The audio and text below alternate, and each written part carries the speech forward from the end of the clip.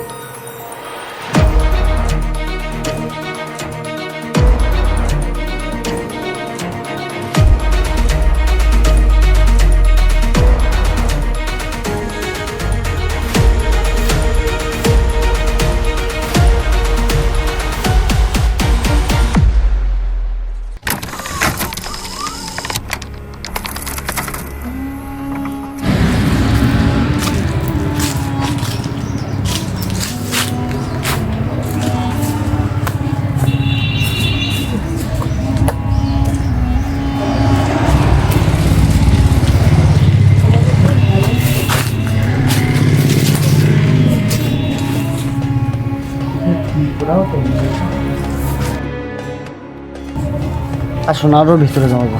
ও মাই god,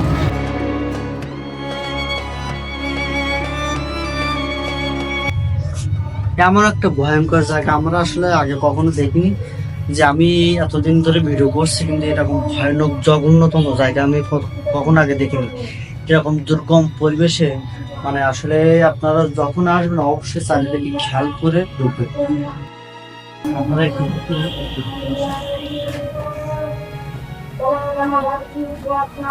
এইখানে এখানে স্নান করা হতো মনে হয়, তাই না ভাই? মনে হয় এখানে স্নান করা হতো, এই যে রোদের আলো এখানে পড়তো, এর ভেতর স্নান করতো।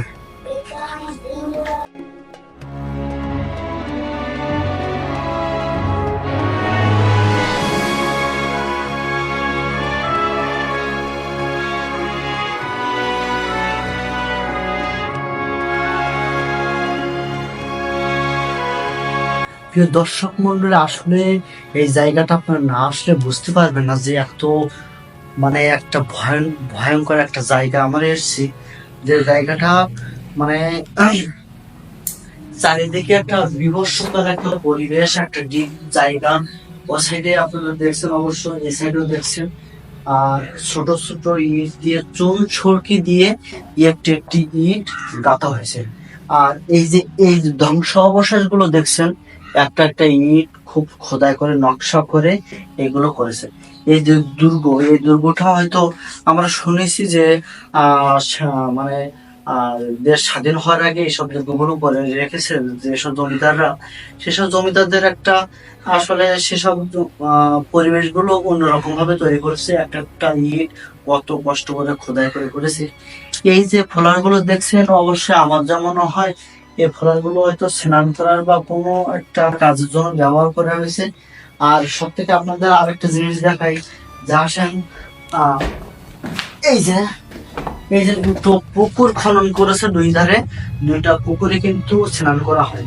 এই যে এই সিঁড়ি দিয়ে যেমন স্নান করতে পারে, বা এই সিঁড়ি দিয়ে স্নান করতে আগে আগে জোরদারের সহধর্মী স্ত্রীরা বাইরে যেত না, রোদের আলোটা দেখাতো না। যে কারণে এই যে ইয়া দেওয়া আলোর ঝলকা, এই ঝলকা দিয়ে আলো যেটুকু পড়তো ওটুকু। এ সাইডেও আলোর জন্য তো দুই সাইডে দুটো পুকুর করা আছে এবং দুটো সিঁড়িও আছে। তো চলুন, আমরা এখানে আর বেশিক্ষণ দেরি করবো না, কারণ এমন একটা পরিবেশে আমাদের থাকাও একটা একটা রিস্কের ব্যাপার। আমিও এখানে থাকতে চাই না, যে এত একটা পরিবেশ, ভয়ঙ্কর একটা পরিবেশ। চলো চারিদিকে আর একটু লক্ষ্য করে এই যে দেখছেন, চারিদিকে কিন্তু অন্ধকার, তারপরও কিন্তু ভিতরে আলো আছে, দেখছেন? একটা একটা কাজ করেছে অবশ্যই ভেবে চিন্তে কয়েকটা করেছে। আর এই যে একটা একটা দেয়াল দেখুন, প্রায় আপনার কত হবে 38-36, প্রায় 40 ইঞ্চি একটা একটা দেওয়াল, একটা একটা দেওয়াল করেছে কিন্তু 40 ইঞ্চির উপর। আর এর ভিতরে এতটাই ঠান্ডা যে না আসলে বুঝতে পারবো না যে এতটাই ঠান্ডা। এই যে এই যে ভয়ঙ্কর যে ইয়েগুলো দেখছেন, এই যে জায়গাগুলো দেখছেন, ছোট ছোট ইট। আমার তো মনে হয় এটা একটা রান্নাঘর ছিল, যে কারণে একটা কালি চুলি মাখানো দেওয়াল আছে, যে আমার তো মনে হয় এটা রান্নাঘরই ছিল। আচ্ছা, আমরা আর একটু সামনে যাই। আচ্ছা এটা কি ঘর ভাই গো? আমাকে ওখানে কি স্নান করা হতো? এই যে সিঁড়ি করে দেওয়া আছে, যে এটুকুর ভিতরে কি করতো? এটুকুর ভিতরে হয়তো মনে হয় স্নান করতো মনে হয়। সবাই কি এখানে স্নান করা ঘরে করেছে নাকি বুঝলাম না তো। যেখানে দেখি সেখানে খোপ করা, মনে হচ্ছে যেন স্নান করা ঘর। মানে ছোট ছোট ঘর ছিল। হ্যাঁ, ঘর, সে ঘর ছোট ছোট, একদম ছোট ছোট ঘর। ঘরটা মনে হয় এখানে কিছু এইখানটার ভিতরে সোনা পাওয়া যাবে। এইখানটা এখন খনন করতে হবে, খনন করার পরে এখানের ভিতরে সোনা পাওয়া যাবে। আমার কাকা ভাই বলতেছে এখন আমার কি, যা মনে হচ্ছে যে এই যে দাগানো ভাই এখানে সোনা টোনা পাওয়া যাবে। এই যে এখানে খুললে এই যে এই যে দাগানো আছে। আমাদের কাছে মেশিন নেই, সে তো আমরা খুঁজে বের করতে পারবো না। ছোট না, সামনে যাই। তবে আপনারা শ্যামনগর যেতে যেতে কয়েকটি দর্শনীয় স্থানগুলো দেখতে পাবেন, এগুলো আপনারা কখনো কিন্তু মিস করবেন না। এই যে দুইটা জায়গা দেখছেন, এই দুইটা জায়গায় অবশ্যই কোনো না কোনো কাজ করতে, আমরা অবশ্য জানি না, তারপরও জানার চেষ্টা করব। আর দেখি আমরা একটু সাইডে উঠতে পারি কিনা, উঠতে পারি কিনা আমি একটু দেখার চেষ্টা করতে।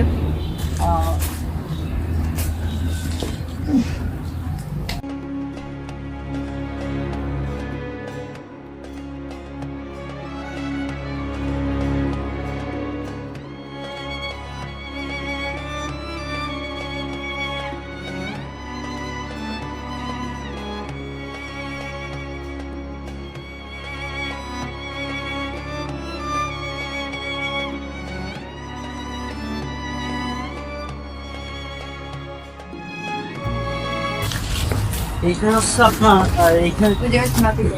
এইখানে যে খোপটা করা আছে, এখানে খোপে কিছু ধ্বংসাবশেষ বা কিছু নকশার আমি ইঙ্গিত পাচ্ছি। এই যে ছোট ছোট যে নকশাগুলো করেছে, এই যে নকশাগুলো করেছে, এই যে দেখেন, এই যে নকশাগুলো করেছে, আমার অবশ্যই এর না কোনো কুলু অবশ্যই আছে এখানে। আমার যা মনে হয় যে মানে আগের গিয়া সেই আমাদের যে ল্যাম্প বা হারিকেন, এখানে বসে হয়তো অন্ধকার ঘরটা আলোকিত করা হতো, যার কারণে এই খোপটা এখানে করা হয়েছে। এই যে জিনিসটা আমি দেখে হচ্ছে এর ভিতরে যে কি আছে, এর এখনো পর্যন্ত এখনো উদ্ঘাটন হয়নি।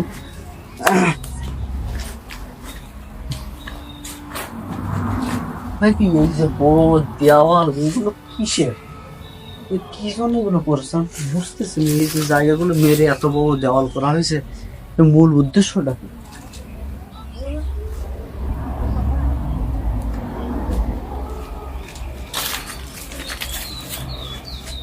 তো বন্ধুরা, আজকের ভিডিও এই পর্যন্ত। দেখা হবে আবার নতুন ব্লগ ভিডিওতে। ততক্ষণ পর্যন্ত সুস্থ থাকুন, ভালো থাকুন, দর্শক সাথে থাকুন। ধন্যবাদ।